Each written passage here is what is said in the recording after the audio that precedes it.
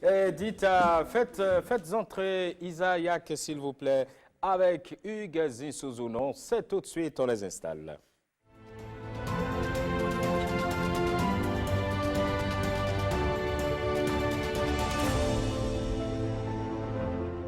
Venez vous installer. Je ne veux pas dire faites entrer l'accusé. Asseyez-vous rapidement. Voilà. Ouais, quand elle est assise, je me sens grand. C'est mieux. C'est mieux pour tout le monde. Toujours. Oh, qu'est-ce que j'aurais aimé vous faire la bise, mais voilà, on peut pas. Oui. On se le fait de loin. Bah ouais, c'est fait. Merci. Allez, Zissou, ça va? Très bien, tout va très bien, Serge. Allez, Merci. Bonjour. Bonjour. Bonjour à tous, bonjour à toutes et bonjour Isabelle. Bonjour. Il y a tellement de choses à écrire et à raconter sur elle. Une précocité. À 14 ans déjà, elle joue à la Lumière, club de basket béninois entre 2000 et 2003, donc 3 saisons donc. Un monstre physique, la plus remarquable sur les parquets de par sa taille et par la densité et l'immensité de son talent. Mais avant la balle au panier, elle saute, Serge, de la longueur au triple saut. Du triple saut, elle balance au lancer de poids. Elle défend ainsi les couleurs béninoises en athlétisme avant de choisir le basket et l'équipe de France.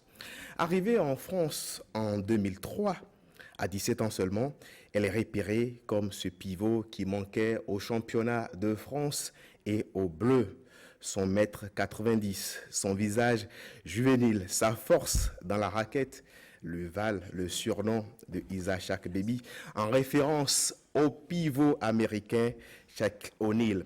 Après 17 années d'une carrière longue et intense avec un palmarès des plus beaux, Isabelle Yacoubou est toujours attachée à sa passion, même après sa maternité. Donc elle est morte.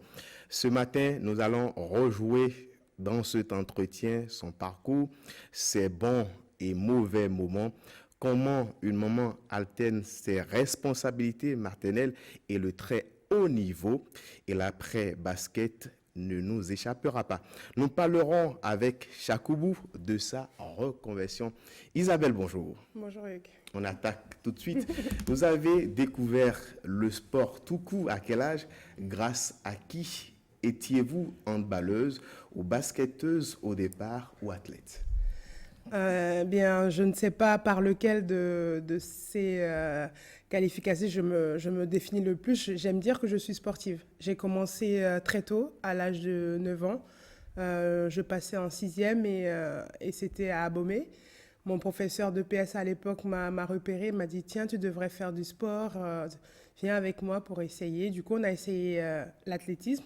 La course, j'étais pas très douée, mais il a dit viens au saut. Donc j'ai commencé avec le saut en longueur. J'ai commencé au même moment le handball et en suivant le basket a été le dernier. Mais après, ce fut un coup de foudre avec le basket et voilà, j'ai choisi de continuer là-dedans. Aussi parce que les opportunités que j'ai eues, que ce soit en athlétisme, parce que j'ai eu aussi une grande carrière d'athlète, c'est vrai qu'on n'en parle pas assez, mais j'ai détenu le record du Bénin pendant des années. On va en parler, on va en parler tout à l'heure. Alors, vous arrivez en équipe nationale du Bénin très tôt. Oui.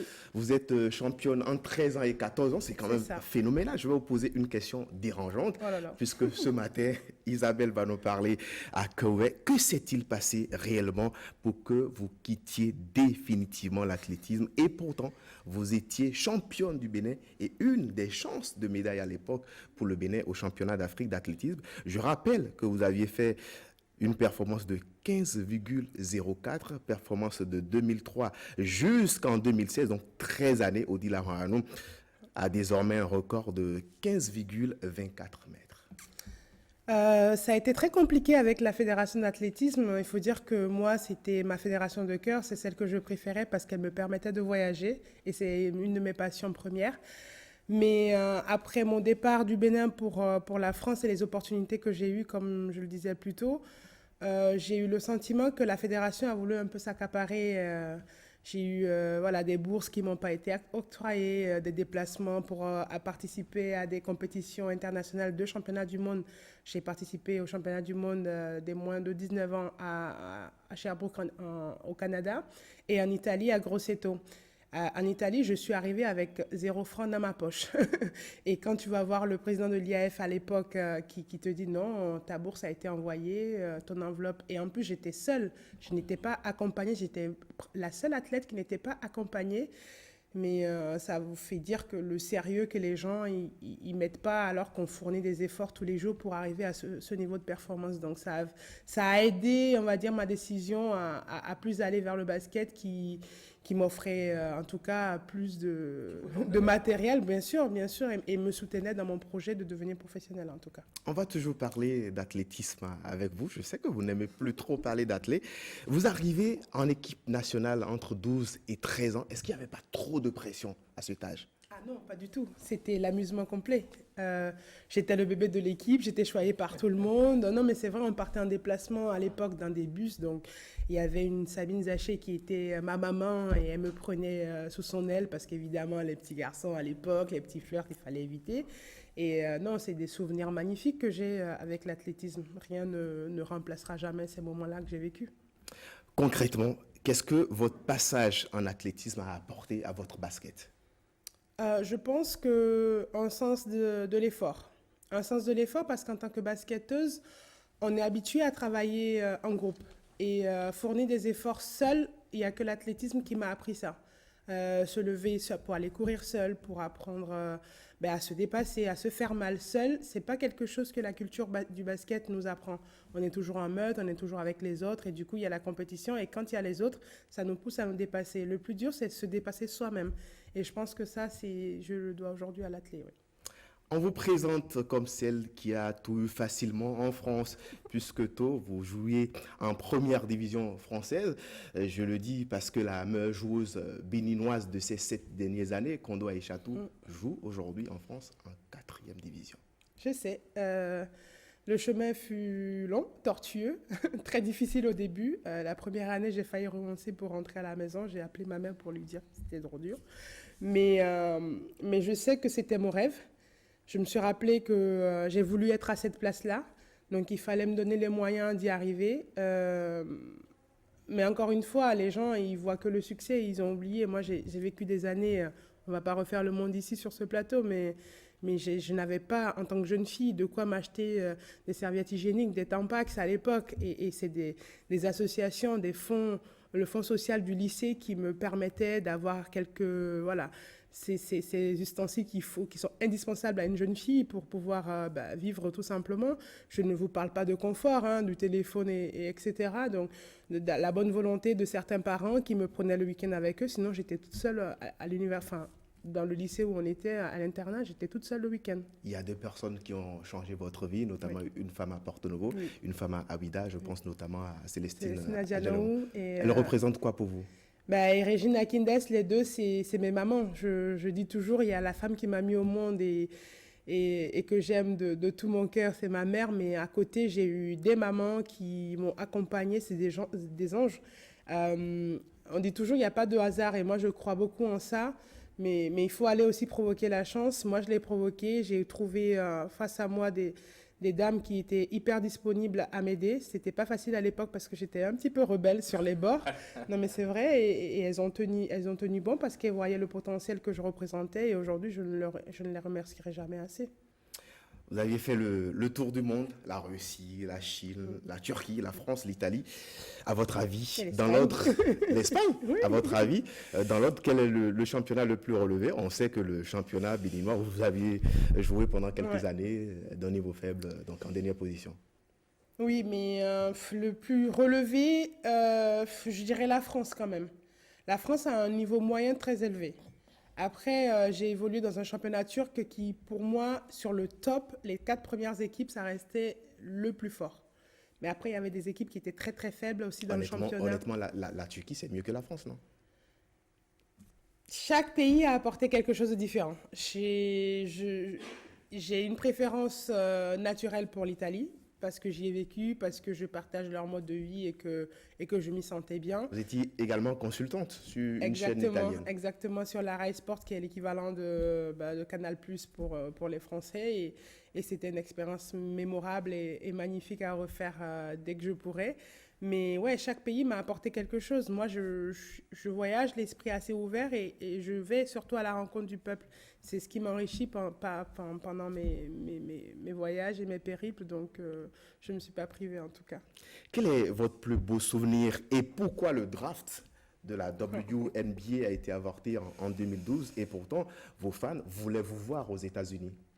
Mais ça n'a pas été avorté, le draft, mais j'ai fait un choix. Je joue en équipe de France de basket et c'est très difficile de combiner les deux. Le club, on y est 10 mois dans l'année. L'équipe nationale, on y est 1 mois et demi, 1 mois des fois. Donc, il faut se reposer aussi. C'est un choix que j'ai fait, de revenir ici au Bénin, voir ma famille, me ressourcer un peu. Et si j'avais fait le choix d'aller en WNBA, je n'aurais jamais eu de pause. Est-ce que l'âge également n'avait pas pesé dans la balance puisque vous aviez à l'époque 26 ans? Non, ce qui a pesé dans la balance, c'est que j'avais été signé un contrat professionnel très tôt, à 19 ans. Et pour être draftable, il ne faut pas être professionnel. On peut jouer dans une catégorie professionnelle, mais pas avoir un contrat de travail. Alors que moi, depuis mes 19 ans, j'avais un contrat de travail. J'imagine beaucoup de fierté lorsqu'on vous annonce que vous faites partie des 20 meilleures joueuses de l'histoire de l'équipe de France de ces 20 dernières années. Mais oui, évidemment. Il y a eu beaucoup de grandes joueuses avant moi et jusqu'à aujourd'hui, hein, il y a de très grandes joueuses et faire partie Céline des Dumerc. légendes, ouais, Céline Dumerc, Leïsa Fiziakowski, et il y a même des joueuses qui ne figurent pas dans cette liste-là, des Emily Ndongue avec qui j'ai joué et qui ont fait l'histoire aussi du basket français avec moi. Et évidemment que c'est un honneur pour la petite béninoise que je suis, pouvoir arriver en équipe de France et faire sa petite place et y avoir laissé une trace. Et ça, voilà, c'est ce qui restera au bout du compte. Comme on dit, les records sont faits pour tomber, mais ce qu'on gagne, ça nous appartient à vie. Voilà. On sait que dans la raquette, vous êtes redoutable. On sait également que vous êtes phénoménal au rebond. C'est Ah bon? c'est votre force. Rebond offensif, Ouais, rebond ouais. défensif, de bonnes stats. Au shoot à 2 points, dans quel secteur vous devriez progresser? Oh, aujourd'hui, je pense que j'ai acquis quand même une maîtrise et une compréhension du jeu qui fait que le challenge reste toujours physique. En plus, après ma maternité, le plus gros challenge pour moi, ce sera de revenir physiquement au niveau. Parce que je pense que le basket, après 20 ans qu'on le pratique, on a de la bouteille. Les expériences que j'ai faites m'ont quand même apporté un plus aujourd'hui. Le défi numéro 1, c'est de maintenir et de revenir à un niveau de compétition physique parce que ça évolue tout le temps. Le basket aujourd'hui, on court plus vite, on saute plus haut.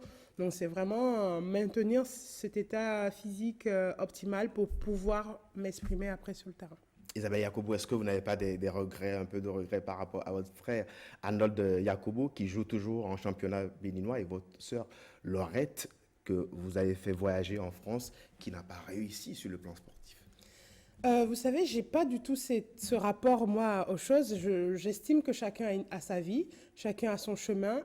Les deux ont joué. Arnold s'est épanoui. Il a joué ici, il a joué au Togo, il a joué en Côte d'Ivoire, il a joué au Nigeria dans un des plus redoutables championnats de l'Afrique. Et est-ce que j'ai un peu de regret par rapport à lui? Oui, peut-être parce que si je m'étais pris plus tôt, il aurait pu voyager plus tôt. Mais aujourd'hui, je pense qu'il n'a pas à rougir de tout ce qu'il a fait.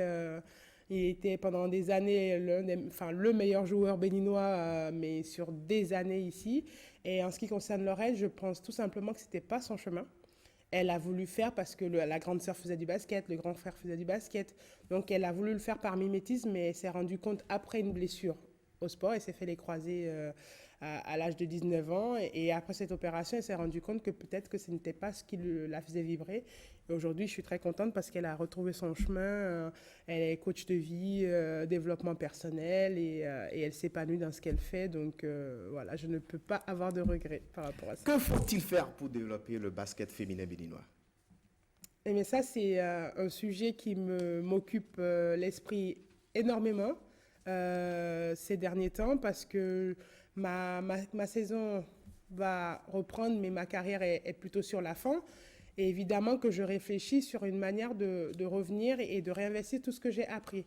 Je pense que la première des choses passera par la valorisation de l'éducation, mais au plus petit niveau. Commencer par les plus jeunes créer une école de formation, parce que si on n'apprend pas à se former, le problème, c'est que les gens, ils voient les écoles de formation comme une portive vers l'Europe. Et moi, ce que je veux, en tout cas, ma mission quand j'aurai arrêté le basket et j'ai envie de m'y employer, c'est de revenir ici au Bénin et de créer cette académie dont j'ai toujours rêvé, car la formation de ces plus jeunes-là vont permettre aussi au Bénin d'avoir un vivier d'athlètes de haut niveau pour pouvoir être compétitif sur le plan africain et pouvoir amener le basket béninois au niveau international. Donc je pense que ça passe quand même par une création d'une école ou un centre de formation agréé. Vous faites un camp de basket chaque année. Quelle sera la finalité de ce camp de basket? Mais comme je l'ai dit, le projet, c'était une académie quand on a commencé à faire les camps. Aujourd'hui, les camps, je vois que ce n'est plus très productif parce que justement, les gens qui y passent, ils y passent une semaine dans l'année et le travail n'est pas assez suivi pour pouvoir tirer des talents et des futurs même stars de l'équipe nationale du Bénin. Donc ce sera vraiment un projet d'école, d'académie, une centre de formation pour pouvoir permettre à une sélection plus large et aussi du coup à trouver des talents parce que moi j'y crois qu'il y a des talents dans ce pays d'où je viens. J'ai encore 3 questions pour vous. Vous êtes à Bourges, un club habitué à l'Euroleague. Bien vous sûr. êtes une compétitrice, Bien une sûr. habituée de la compétition. Comment allez-vous faire pour revenir au très très haut niveau? Déjà, ça passe par les entraînements. Là, ce passage, ces vacances au Bénin se passe vraiment très différemment pour moi parce que d'habitude, quand je rentre, c'est vraiment farniente, vacances, la fête et la famille, les amis. Là, je m'entraîne tous les jours. C'est pas évident pour moi parce que moi, le travail, je le laisse de l'autre côté de l'Atlantique. Mais voilà, ça passe déjà avec cette année très compliquée avec le Covid, les confinements et tout ça. C'est une remise en marche de la machine et puis pouvoir reprendre les entraînements avec les filles au plus tôt parce qu'on reprend là début août, donc être prête pour cette échéance. Un peu à l'arrêt pour des raisons sanitaires depuis quelques sûr. mois. À 34 ans, l'heure de la pré-retraite est là. Pensez-vous à une reconversion? Bien sûr, et évidemment ce sera dans le basket. C'est là où mon cœur bat, c'est là où, en tout cas dans le sport en général, c'est ce qui me fait vibrer. En plus avec les enfants, je pense que j'ai vraiment une touche à apporter pour éduquer les gens, à comprendre aussi que le sport est un moyen, un vivier économique, qu'on peut gagner sa vie grâce au sport. Et ça, malheureusement, ce n'est pas encore dans nos mentalités, mais petit à petit, on va y arriver, j'en suis sûre. Isabelle Yacoubou, depuis la France, vous aviez envoyé des messages de soutien aux Béninois par ces temps de coronavirus. Prévoyez-vous une action? Bien sûr, notre devoir en tant que rôle modèle dans la société, c'est aussi de montrer le chemin. Et je crée une association qui mettra à disposition dès la fin de cette semaine des milliers de masques à disposition des Béninois. Évidemment, la priorité ira vers le sport, dont 1 millier de masques pour la Fédération béninoise de basket, plus ou moins 1500 masques pour le comité olympique parce que je ne veux pas que les autres sports soient aussi lésés. Donc voilà, chacun aura son petit masque avec le logo de l'association Isabelle Yacoubou. Et puis après, des masques seront distribués car je travaille avec un médecin, le docteur Amalin, qui s'occupe des enfants abandonnés du marché de Tokba. Donc je vais lui faire une donation aussi et après pour les EM et voilà, essayer de toucher un plus large public avec plus ou moins 4000, 5000 masques distribués dans les prochains jours. Merci beaucoup Isabelle Yacoubou pour votre disponibilité, Avec pour plaisir. votre gentillesse. Serge, Merci beaucoup. Zissou. Merci Isabelle Yacoubou. Merci de me Vous recevoir. portez bien. Hein? Toujours un D'accord. plaisir. Et je vous aime beaucoup. Alors c'est gentil, même Bien si je suis sûr. très grande. Ah ouais, c'est pour ça que j'aime pas rester à côté. Allez, à très bientôt. Merci Zissou. Allez, à très bientôt également.